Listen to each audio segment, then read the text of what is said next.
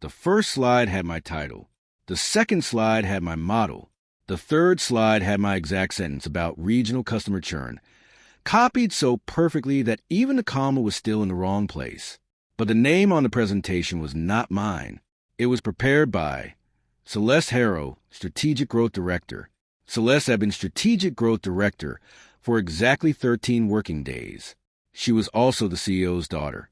I found the file on a Tuesday evening when I was looking for the final version of the Metrobank proposal.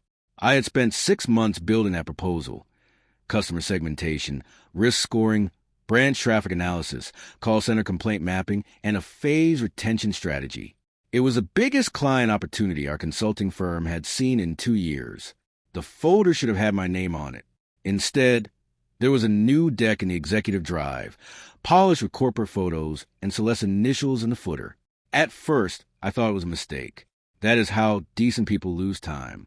They assume betrayal must be administrative before they accept that it is intentional. Then I opened the speaker notes. My notes were there too. I sat at my desk long after the lights in the office corridor dimmed. My hands were cold, not because I had lost a slide deck. A person can rebuild slides. I was cold because I understood what had happened. My work had been taken, and the people who could stop it were probably the same people who had allowed it. Celeste arrived at Harrow and Vale like a weather event. Before her, strategy was 3 overworked analysts, 1 senior manager, and a director who believed mentorship meant forwarding impossible requests at midnight. After Celeste, we had new furniture, new meeting rules, and an urgent need to make her look useful. She was charming in the way wealthy people can be charming when they have never depended on charm to survive. She called everyone by shortened names without asking. Daniel became Dan. Patricia became Pat. I became Jay, although my name was Jason, and nobody had called me Jay since university. "Jay, can you send me the Metrobank background?" she asked on her 4th day. I sent her the executive summary. And the model? Just so I understand the flow. I hesitated. Then I sent a protected PDF, not the working files. She smiled when she walked past my desk. Teamwork. Love it. 2 days later, the CEO announced that Celeste would lead the Metrobank pitch because the client needed executive-level confidence. My senior manager avoided my eyes. "You will support her with technical detail," he said. "Support? I built it." He lowered his voice. "Jason, do not make this political." That sentence told me everything. In offices like ours, politics is what they call fairness when it inconveniences power. I requested a meeting with the CEO. His assistant said his calendar was full. I wrote a formal email asking that my authorship be reflected in the client materials. No reply. I asked my manager to escalate. He said, "Let's get through the pitch first. There will be visibility afterward." Visibility afterward is corporate language for a favor that never comes. The old version of me might have confronted Celeste publicly. That would have been satisfying for 7 minutes and career-limiting by lunch. Instead, I did something quieter. I prepared. The thing about stealing analytical work is that a slide can be copied more easily than understanding. My model was not magic, but it had traps for anyone who had only read the summary. The customer clusters had been weighted using 3 variables that looked obvious and 2 that did not. One chart excluded a region because Metrobank had changed its reporting definitions halfway through the year. One forecast assumed a delayed product launch that was buried in the client's operational notes. The branch profitability section depended on a manual adjustment I had made after catching duplicated ATM transactions. None of that was visible on the slides. It was in the working notes, the data dictionary, and the model log. Celeste did not have those. The pitch was scheduled for Thursday at 10 a.m. in our main boardroom. Metrobank sent 8 people.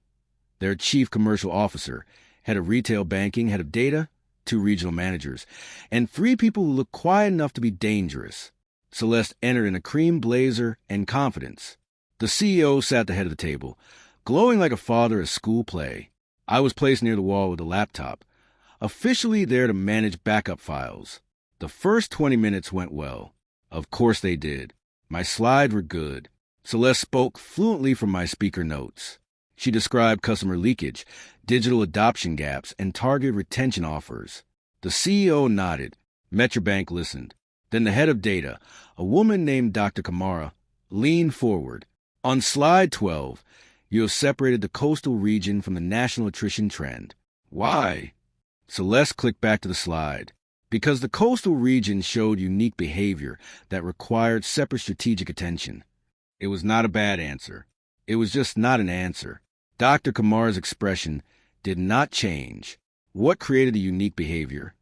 Celeste glanced at the chart. A combination of demographic and service factors. Which demographic factors? The room shifted slightly. Celeste smiled. Jason can speak to the technical detail.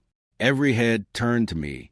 There it was, the moment she expected me to rescue the stolen presentation, and remained grateful for the chance to speak inside my own work. I stood slowly. The coastal region was separated because Metrobank changed its branch coding structure in March.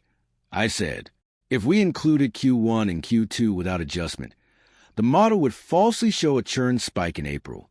It was partly a reporting artifact, not actual customer movement. The revised forecast uses only stable branch codes and excludes duplicated ATM fee complaints that were logged under both card services and retail banking. Dr. Kamara nodded once. That is what I suspected. Where is that adjustment documented? Celeste looked at me. The CEO looked at Celeste. I opened my laptop and connected it to the screen. In the model log, I said, version history shows a correction on August 14th with notes and data sources. I did not say, my model log. I did not need to. The screen displayed the file path, Metrobank Retention Strategy, Jason M. Working model version 19. The room became very still. Dr. Kamara asked 3 more questions. Celeste answered none of them without turning to me. Each time, I answered calmly, precisely, and with source references. The client began directing all technical questions to me. By the end of the meeting, Celeste was sitting down. Then the chief commercial officer asked the question that finished it. For implementation, who from your team would lead the analytical work stream? Celeste opened her mouth. Dr. Kamara interrupted. I would prefer the person who built the model. Nobody spoke for 2 seconds. The CEO forced a smile.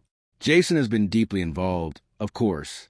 Celeste will provide executive oversight. Dr. Kamara looked at him with the patience of someone recognizing a family business problem in real time. Oversight is fine, she said, but our data team will need direct access to Jason. We cannot implement from a summary deck. After the clients left, the boardroom emptied slowly. Celeste remained near the screen, her face pale beneath perfect makeup. You embarrass me, she said.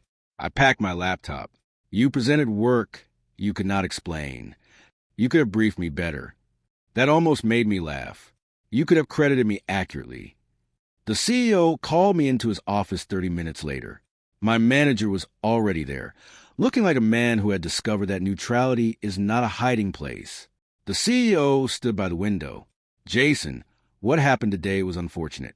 It was predictable. He turned, careful. That word might have frightened me before the meeting. It did not now. Not because I felt invincible, but because the client had seen too much of the company to pretend nothing happened. I sent an email on Monday requesting correct authorship on the Metrobank materials. I said, I received no response. I also have version history, draft files, and manager review comments showing the origin of the work. My manager closed his eyes briefly. Are you threatening the company? The CEO asked. No, I am documenting the company. That evening, Metrobank sent a follow-up email. It thanked Harrow and Vale for the presentation and specifically requested that I lead the technical discovery session the following week. The email copied the CEO, Celeste, my manager, and 2 Metrobank executives. The next morning, the tone in the office had changed. People did not congratulate me openly, but they came by my desk for unnecessary reasons. Patricia left a chocolate bar beside my keyboard. Someone wrote, Model log saves lives on a sticky note. Celeste worked from home for 3 days. The contract was awarded, but Metrobank made direct technical leadership a condition. I was named project lead for analytics. Celeste's title remained, but her role became ceremonial. She attended steering meetings and said things like, alignment and momentum while I made decisions. 2 months later, the CEO announced a new intellectual contribution policy. All major client materials would include named contributors and version-controlled ownership. He presented it as a modernization initiative. Everyone knew it was a scar. Celeste resigned before the end of the quarter.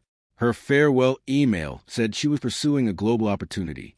I heard the opportunity was at another company owned by a friend of her father. People asked why I had not exposed her earlier. The answer is simple. Power loves turning protest into personality. If I had shouted, they would have called me bitter. If I had accused, they would have asked whether I was a team player. If I had begged, they would have promised visibility afterward. So I let the work speak in a room full of people who understood its language. That was the part Celeste never understood. A stolen slide deck can impress people who do not know what to ask. But serious clients ask questions. Real expertise has roots. Fake authority has decoration. On the last day of the Metrobank implementation, Dr. Kamara shook my hand. "You should protect your work better," she said. I smiled. I thought I had. "No," she said. "You protected it perfectly. You let the right person ask the right question." She was right. The best revenge was not watching Celeste stumble. It was watching the room discover that competence has a sound. And once people hear it, imitation becomes very loud.